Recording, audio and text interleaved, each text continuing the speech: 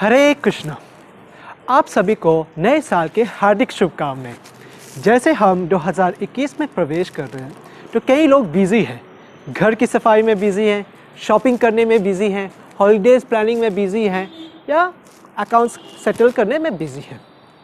पर कुछ ऐसे थॉटफुल लोग हैं जो अपने लाइफ के बारे में सोच रहे हैं। उन्होंने अभी तक क्या अचीव किया, उनके गोल्स क्या हैं, उन गोल्स को कैसे अचीव कर सकते हैं। ये प्लानिंग करते करते वो कुछ रेजोल्यूशंस सेट करते हैं। अब आगे जाने से पहले हमको देखना चाहिए कि रेजोल्यूशंस होता है क्या। What is the definition of a resolution? Resolution का क्या मीनिंग है?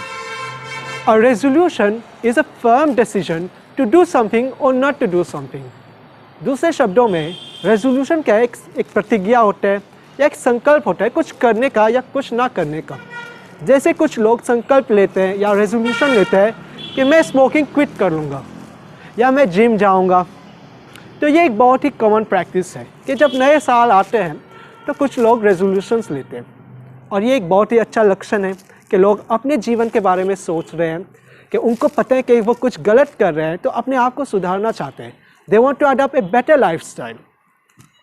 तो अब जब 2021 आ रहे हैं, हम प्रवेश कर रहे हैं 2021 में, तो क्या रेजोल्यूशंस हमको लेना चाहिए? What is the ideal resolution for 2021? बहुत लोग यही सोचें हम क्या रेजोल्यूशन लें। तो ये डिसीजन लेने से पहले हमको एक चीज़ कंसिडर करना पड़ेगा। हमारे लॉन्ग टर्म गोल क्या है लाइफ का, हम क्या अचीव करना चाहते हैं लाइफ में। अगर इस विषय पे मनन करेंगे हम एक ही पॉइंट पे आएंगे।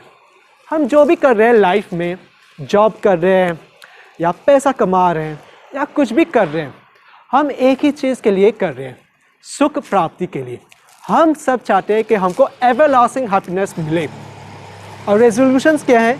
रेजोल्यूशंस जो है वो शॉर्ट टर्म गोल्स है, स्टेपिंग स्टोन्स है इस लॉन्ग टर्म गोल को अचीव करने के लिए। तो ये जो भी रेजोल्यूशन हम लेंगे वो एक ज़रिया होना चाहिए इस लॉन्ग टर्म गोल तक पहुंचने के लिए। और इसी कॉन्टेक्स्ट में हार्वर्ड यूनिवर्सिटी ने एक रिसर्च किया 1940 में, जो शुरू हुआ 1940 में। ये एक 75 इयर्स लॉन्ग रिसर्च है। इस रिसर्च का गोल क्या था? ये जानने के लिए कि what is the cause of happiness. तो रिसर्चर्स ने एक सैंपल लिया, गरीब लोगों का एक सैंपल लिया और अमीर लोगों का एक सैंपल लिया, और उनके लाइफ को स्टडी किया 75 इयर्स तक। और उनका जो रिज़ल्ट था रिसर्च का वो बहुत ही आश्चर्यजनक था। आप जानना चाहते हैं रिज़ल्ट क्या है? तो रिज़ल्ट इस प्रकार था कि पैसा खुशी को खरीद नहीं सकते हैं, पैसा से खुशी नहीं मिलता है। तो ऐश और आराम, इससे भी खुशी नहीं मिलता है। नेम एंड फेम, नहीं, इससे भी नहीं मिलता है। या एक अच्छा जॉब, इससे भी खुशी नहीं मिलती है।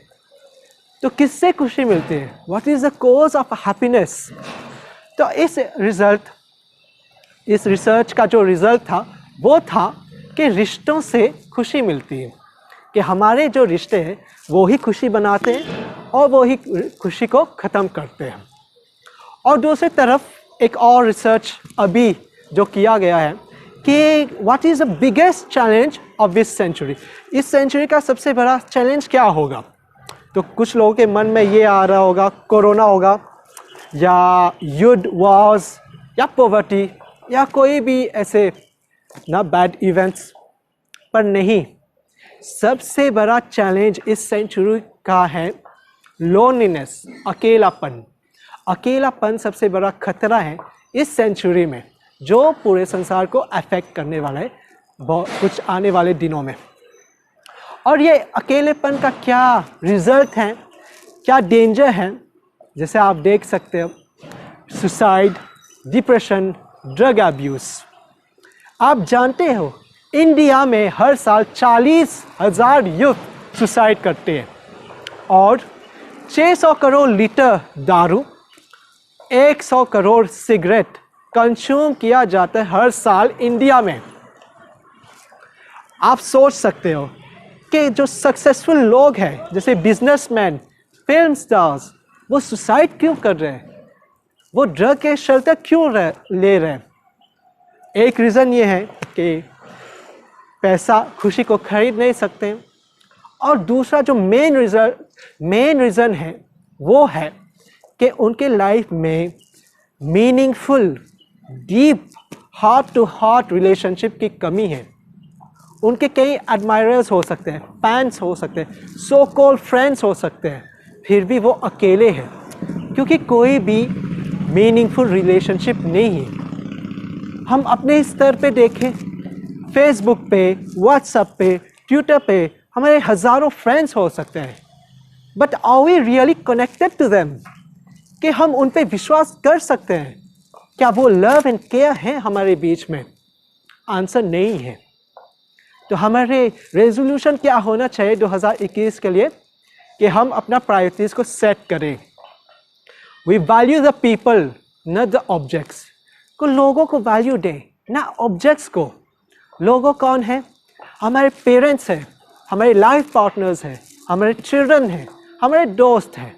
उन लोगों को हम वैल्यू दें, उन पे हम टाइम स्पेंड करें, हम क्वालिटी टाइम स्पेंड करें उनके साथ बैठें, उनको सुने, उनके नीड्स, इंटरेस्ट, कंसर्न और एक्सपेक्टेशन के साथ हम एडजस्ट करने का प्रयास करें, उनसे हाथ शेयर करें, उन लोगों पे हम इन्वेस्ट करें, ना कि ऑब्जेक्ट्स के ऊपर। हमको सीखना चाहिए कल्चर ऑफ हेल्पिंग अदर्स।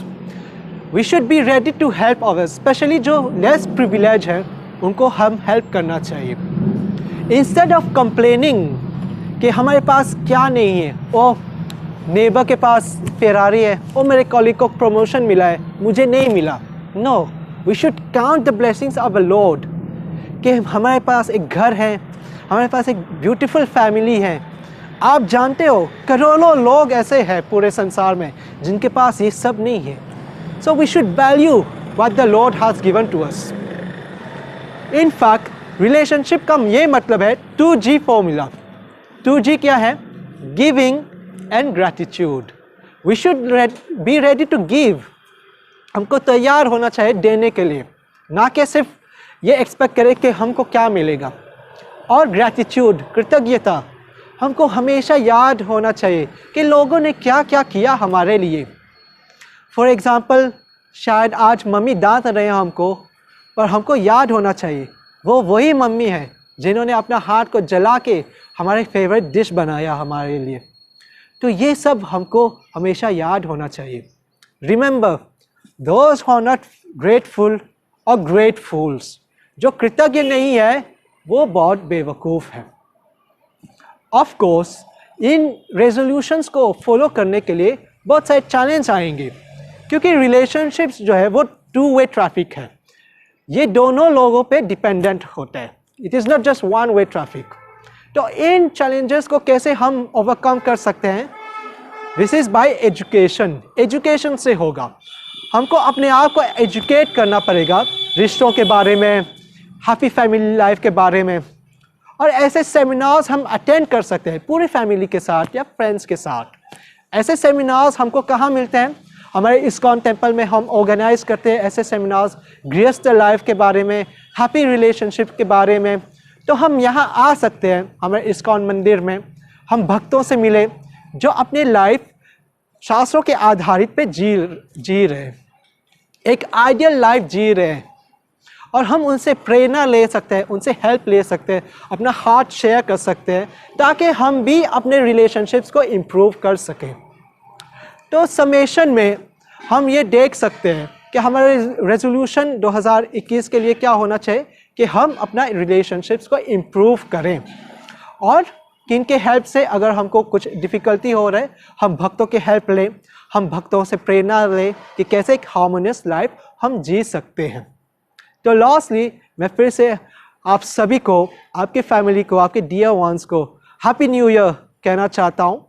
हम यही प्रार्थना करते हैं भगवान से कि आप भक्ति में उन्नति करें, आप हमेशा खुश रहे, हमेशा स्वस्थ रहे, और हम 2021 को एक बेमिसाल साल बना दें by focusing on our relationships with our dear ones and ultimately with God.